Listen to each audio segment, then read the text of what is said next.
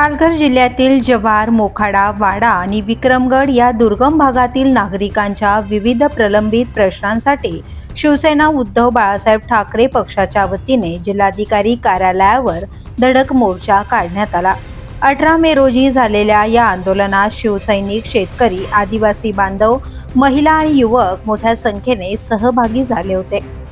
जिल्हा प्रमुख ॲडव्होकेट ओमकार सुधाकर पाटील यांच्या नेतृत्वाखाली प्रशासनाला विविध मागण्यांचे निवेदन देण्यात आले। मागण्या तात्काळ मान्य न झाल्यास पुढील काळात तीव्र आंदोलन छेडत थेट बिऱ्हाड मोर्चा काढण्याचा इशाराही यावेळी देण्यात आला। मोर्चाला संबोधित करताना ॲडव्होकेट ओमकार पाटील यांनी जिल्ह्यातील आरोग्य व्यवस्थेवर जोरदार टीका केली।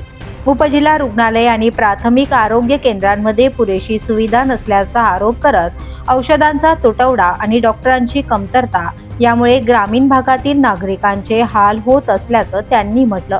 केवळ इमारती उभारून कोट्यावधी रुपयांचा भ्रष्टाचार केला जातो, मात्र गरिबांना आरोग्य सेवा मिळत नसल्याचा आरोपही त्यांनी केला।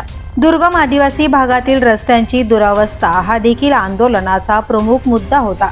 अनेक गाव पाड्यांपर्यंत आजही चांगले रस्ते पोहोचले नसल्याने वेळेवर रुग्णवाहिका पोहोचत नाहीत आणि त्यामुळे निष्पाप रुग्णांना जीव गमवावा लागत असल्याचं आंदोलनकर्त्यांनी सांगितलं।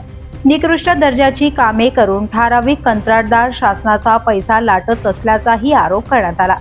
चांगले शिक्षण, पाणी आणि आरोग्य सुविधा मिळवण्यासाठी आता रस्त्यावर उतरून लढा द्यावा लागेल। आदिवासी बांधवांचे हक्क शेवटच्या माणसांपर्यंत पोहोचेल यावेळी करण्यात आले।